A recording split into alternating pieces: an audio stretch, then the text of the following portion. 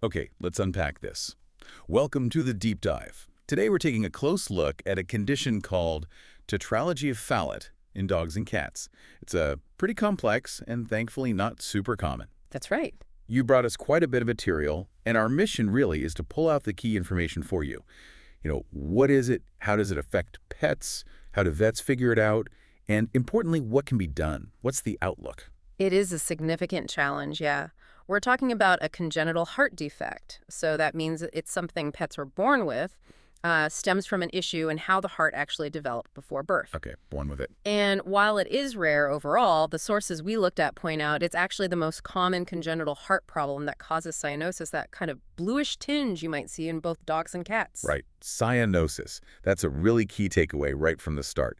So this condition, Tetralogy of Fallot, that name, tetralogy, it sounds like it means something specific. It absolutely does. Tetralogy, it comes from the Greek for four, because there are four distinct heart defects all happening at the same time. Four things at once. Yeah. Wow. Okay, let's break those down based on the material. What's the first one? So the first is pulmonic stenosis, often just called PS. This is basically a narrowing, right, where the blood tries to leave the right ventricle to get to the lungs. Right. It blocks or obstructs that flow, and the severity of this narrowing, the stenosis, is really crucial. It often dictates just how sick the animal seems, the clinical signs they show. Okay, like a bottleneck heading to the lungs. Got it. What's number two? Number two is a large ventricular septal defect, or VSD. Just think of it as a hole, a significant hole in the wall between the left and right main pumping chambers, the ventricle. Dog hole between the chambers. And the sources really stress that in TOF, this isn't some tiny pinhole. It's usually large, often as big as, or maybe even bigger than, the opening of the aorta, the main artery leaving the heart. Okay, a big hole. Makes sense. Yeah. Defect number three. That would be right ventricular hypertrophy. Fancy term, but it just means a thickening of the muscle wall of that right ventricle. Ah, the muscle gets thicker. Yeah, it's the heart responding to the extra work it has to do. It's trying really hard to pump blood past that narrowed pulmonic area we mentioned first, so the muscle bulks up, essentially. Yeah. Right. Pushing against that resistance. Yeah. Okay, and the fourth piece of this tetralogy. This one's called dextroposition, or sometimes overwriting, of the aorta. Normally, the aorta, the big vessel carrying oxygenated blood to the body, should come purely off the left ventricle. Okay. But in TOF, it's shifted. It sits kind of over top of that VSD, that hole, which means it ends up getting blood from both the left ventricle and the right ventricle. Huh. So, okay, let's recap that combination. You've got a narrowed path to the lungs, a big hole between the ventricles, the right side of the heart muscle getting thick from the strain, Yeah. and the main artery to the body sitting over the hole getting blood from both sides. That's quite a setup. It really is. And the underlying issue, the material suggests, likely starts very early in development. Something called the infundibular septum doesn't quite form right, and that seems to trigger these other four problems. Okay, that makes sense developmentally, which leads to the big question. Why does this specific combination, these four things, lead to low oxygen levels? Right. This is the core of the problem, the pathophysiology. The main driver is that really severe pulmonic stenosis, the narrowing, because it's so hard for blood to push through that narrowed path to get to the lungs. The pressure builds up on that right side. Exactly. Pressure builds in the right ventricle. And now, remember that big hole, the VSD? Yeah. Well, the deoxygenated blood in the right ventricle, which should be going to the lungs to pick up oxygen, finds an easier way out. It gets shunted, pushed across that VSD over to the left ventricle. And then straight into that overriding aorta. Precisely. So it mixes with the oxygenated blood that did come back from the lungs to the left side. So the body isn't getting pure oxygen-rich blood. It's getting a mix of oxygenated blood and deoxygenated blood that completely bypass the lungs. Correct. And that results in systemic hypoxemia, just low oxygen levels throughout the body. Now, the amount of this right-to-left shunting and, how blue or cyanotic the pet looks, it really hinges on how bad that pulmonic stenosis is. If the blockage is severe, you get a lot of shunting, obvious cyanosis, and the body tries to compensate over time by making extra blood cells. That's called erythrocytosis. But you mentioned earlier that the severity of the stenosis is key. What if it's like only a mild narrowing? That's a really interesting point from the sources. If the pulmonic stenosis is only mild, the pressure dynamics can actually be different. You might even get blood flowing the other way across the VSD from left to right. Oh. In those probably rarer cases, the animal might not be blue, not cyanotic at all, because enough oxygenated blood is still getting out. It really shows how that pulmonic stenosis dictates so much of the picture. Fascinating. Okay, so that explains why they're low on oxygen. Now, how would someone, an owner or a vet, actually spot this? When do the signs usually show up? Typically, the signs become noticeable when they're pretty young, often somewhere between, say, 2 and 8 months old. Although, like we just said, if it's a milder form, maybe it could pop up later. And what are we looking for? What are the telltale signs? Well, the classic one, the hallmark, is cyanosis. That bluish or maybe purplish color to the gums, the tongue, sometimes even the skin. And it often gets much worse when they exert themselves. Like after just trying to play or a short walk? Exactly, because moving around increases the body's oxygen demand and their heart just can't deliver enough. Which leads right into the next big sign, exercise intolerance or fatigue. They just tire out super easily. Yeah, they might seem way less active than their litter mates, poop out really quickly, or sometimes even collapse after what seems like pretty minimal activity. Okay, shortness of breath, dyspnea, that's listed too. And I guess these pups or kittens might not grow as well either. Stunted growth? Yes, definitely. They might lag behind their siblings in size. And syncope, that's fainting, is a really serious sign. Often happens during or just after activity because of that severe lack of oxygen getting to the brain. Yeah. Just general weakness is common too, and sometimes, though less common, you might even see seizures or other neurological signs. These can be tied directly to the low oxygen or sometimes to complications from the blood getting too thick later on. Interesting. The material also mentioned some odd postures, like squatting or sitting down abruptly after exercise, maybe trying to catch their breath. It's possible, yeah, it's a behavior that's been noted. Now, when the vet listens to their chest, they'll usually hear a pretty distinct, loud, harsh heart murmur. Where would they hear that best? Typically loudest over the pulmonic valve area, which is Yeah. on the left side of the chest, sort of up towards the front. Hmm. Sometimes you can even feel a vibration through the chest wall there. That's called a thrill. But here's something I found really interesting in the notes. It says some animals, if the stenosis is extremely severe and their blood is already thick, they might not have a loud murmur.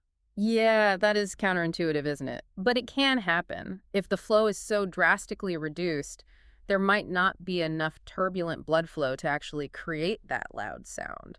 So, not hearing a loud murmur doesn't automatically mean it's not severe. Arterial pulses, though, are usually felt as normal. Gotcha. Are there specific breeds we should know about? Yes, the two that pop up consistently in the literature are the English Bulldog and the Keeshond. They seem to be predisposed. Okay, good to know. So if a vet suspects TOF based on these signs in the exam, how do they actually confirm it? What tests are involved? Right. Confirming it definitely involves more than just the exam. It's a combination of findings plus specific diagnostic tests. Like blood work, what would they look for there? A complete blood count, or CBC, is super important. Very often, it will show polycythemia. That means an abnormally high number of red blood cells. You measure it with the packed cell volume, or PCV. And that's the body trying to carry more oxygen. Exactly. It's a compensation mechanism for the chronic low oxygen. But the downside is it makes the blood really thick and viscous hyperviscosity. And thick blood is bad news. It absolutely is. It can really slow down blood flow, especially in the tiny capillaries, and that contributes to some of those neurological signs we mentioned, like weakness or even seizures. It's worth noting, though, that really young animals, they might be low on oxygen but haven't had time yet to develop that high PCV. So managing that PCV is important. Very. The goal often becomes keeping the PCV in a target range, usually around 60–65%. If it climbs much higher, like over 65% or 70%, especially if the pet has symptoms, they'll consider doing a phlebotomy. Okay. What about directly measuring oxygen? Yeah, an arterial blood gas analysis will do that. It directly measures the oxygen level in arterial blood and confirms the hypoxemia. And sometimes, with really severe polycythemia, a coagulation profile might show some abnormalities too because the blood flow is so altered. Makes sense. Moving beyond blood tests, imaging must be key for looking at the heart itself.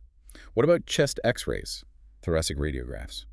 X-rays can provide some good clues. You might see evidence that the right ventricle is enlarged.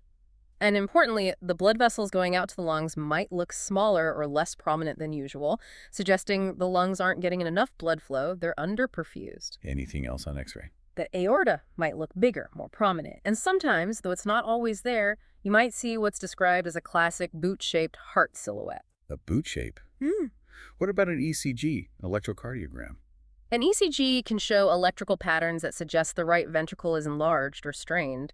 Something called right axis deviation is a common finding. It just reflects that thickened right ventricular muscle. Arrhythmias, like irregular heartbeats, aren't super common with TOF, but they are possible. Okay. And the test that really clinches the diagnosis, the gold standard. That would absolutely be echocardiography, the ultrasound of the heart.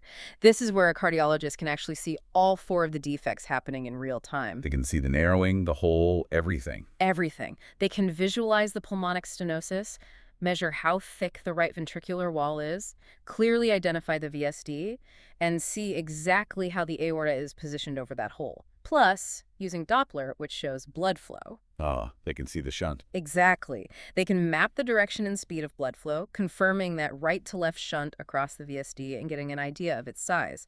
Sometimes they'll use contrast echo, injecting tiny, harmless bubbles, which makes it even clearer to see the shunt. So the echo really ties it all together. The material also briefly mentioned advanced imaging like CT, MRI, or angiography. Yeah, those might be considered in really complex cases, or maybe for surgical planning if that's even on the table. Angiography especially might be used in very small animals. And something simple like pulse oximetry, clipping a sensor on the tongue or ear, can quickly confirm low oxygen saturation in the periphery. Okay, so once you have this definitive diagnosis, what are the treatment options? This seems to be where things get quite challenging based on the sources. They absolutely do. And there's a really crucial distinction to make here compared to human medicine. In people, open heart surgery to correct all four defects is the standard definitive treatment. But not so much in pets. Unfortunately, no. While it's technically conceivable, corrective open heart surgery for TOF in dogs and cats is extremely complex, carries a very, very high risk of mortality, and is just, well, it's rarely performed or practical. The risks, the cost, the need for highly specialized centers, it's usually just not feasible. Okay. So if surgery is mostly off the table, what is the main approach for most pets? It shifts to medical management, trying to manage the signs and improve quality of life. And the absolute #1 most critical part of medical management, stressed over and over in the sources, is strict exercise restriction. Really limiting activity. Completely. You have to minimize the oxygen demand on their compromised system. Keeping them calm, preventing exertion, it's vital to try and avoid those episodes of collapse or fainting. A very quiet life is necessary. Okay. What about medications? Beta blockers like atenolol or propranolol came up. Yes, beta blockers are commonly used. They work in a few ways. They can help relax the muscle in that narrowed outflow tract from the right ventricle, which can sometimes be dynamic, meaning it gets worse with excitement. They also slow the heart rate down, which allows the ventricles more time to fill. How does that help with the oxygen? By slowing the heart and potentially increasing the resistance in the body's circulation just a bit, they can help reduce the amount of that right to left shunting across the VSD. Less shunting means slightly better oxygenation. Propranolol might also have a small effect on how easily red blood cells release oxygen to the tissues. Interesting. And we talked about that thick blood, the polycythemia. Managing that seems crucial too. Absolutely critical. Because of the risk of neurological problems from that hyperviscosity, the thick, sludgy blood, the primary way to manage it acutely is phlebotomy. Which is basically bloodletting. Essentially, yes. Carefully removing a calculated volume of blood and usually replacing that volume with intravenous fluids. This helps to dilute the remaining blood, lower the PCV, make the blood less thick, and improve circulation. When would they do that? Typically, it's done for animals that are showing symptoms related to the polycythemia, like weakness, lethargy, maybe neurological signs, and whose PCV is significantly elevated, often above that 65–70% mark. The goal is usually to bring it back down into the 60–65% range. That sounds like something you might have to do repeatedly. Very often, yes. Which is why, for more sustained long-term control, there's another option, a medication called hydroxyurea. How does that work? Hydroxyurea actually suppresses the production of red blood cells in the bone marrow, so it helps keep the PCV down on a more continuous basis, potentially reducing the need for frequent phlebotomies. But it does require very careful monitoring with regular blood tests, CBCs, to make sure it's not suppressing things too much and to watch for side effects. Okay. Any other medical support mentioned? Well, for animals having a really tough time, very cyanotic or struggling to breathe, providing supplemental oxygen can give temporary relief. And sometimes vets might recommend preventative antibiotics before procedures like dental cleanings, just because there might be a slightly higher risk of bacteria causing an infection on the abnormal heart structures. Gotcha. Now, you said full corrective surgery is rarely done. Are there any other less drastic surgical or interventional options? The material does mention a couple of possibilities, but again, these are also quite uncommon and complex. Like balloon valvuloplasty? I think I saw that. Right. That's a procedure where they thread a catheter with a balloon across the narrowed pulmonic valve and inflate it to stretch the valve open. It can help if the main problem is the valve itself being too tight, valvular stenosis. But it doesn't fix the VSD or the overriding aorta, so it's only a partial fix, applicable in specific cases. Okay. And what about those palliative shunting procedures? Hmm. Sounded pretty serious. They are. Things like the modified Blalock-Taussig shunt. These are major open chest surgeries where they try to create an artificial connection, usually using a graft, between a systemic artery, like one branching off the aorta, and one of the pulmonary arteries going to the lungs. The goal being just to get more blood flow to the lungs. Exactly. To bypass that severe pulmonic stenosis and force more blood to get oxygenated. But these are very risky procedures themselves, with significant potential complications, and usually only considered for very severe cases that aren't responding well to medical management. So still quite rare in vet med. Okay. So, putting it all together, given these treatment realities, what's the general outlook? What's the prognosis for a dog or cat diagnosed with TOF? Generally speaking, without any intervention, the prognosis is considered guarded to poor. Yeah, the sources suggested that, sadly, many severely affected animals, if untreated, don't live past their first year. That is often the reality for the most severe forms. However, and this is the important part with dedicated medical management, the exercise restriction, the beta blockers, managing the polycythemia, it can make a real difference. How much difference? It can definitely improve their quality of life and extend their survival time, sometimes for months, sometimes even for several years. It really depends on how severe the defects were to begin with and how well the individual pet responds to the medical therapy. And remember those milder cases. Some of them might even reach adulthood and live a reasonably normal lifespan with careful management. But living with TOF, even with management, sounds like it requires a lot of ongoing commitment and care. Absolutely. It means lifelong management. Regular vet checkups are a must. Frequent blood work, especially keeping a very close eye on that PCV level. Periodic echocardiograms to reevaluate the heart structure and function. Maybe monitoring oxygen saturation at home or in the clinic. And the owner has to be incredibly vigilant, right? Noticing any subtle changes in activity, breathing, color, any episodes of weakness. Owner observation is key. And since this is a birth defect, there's that strong possibility of a genetic link.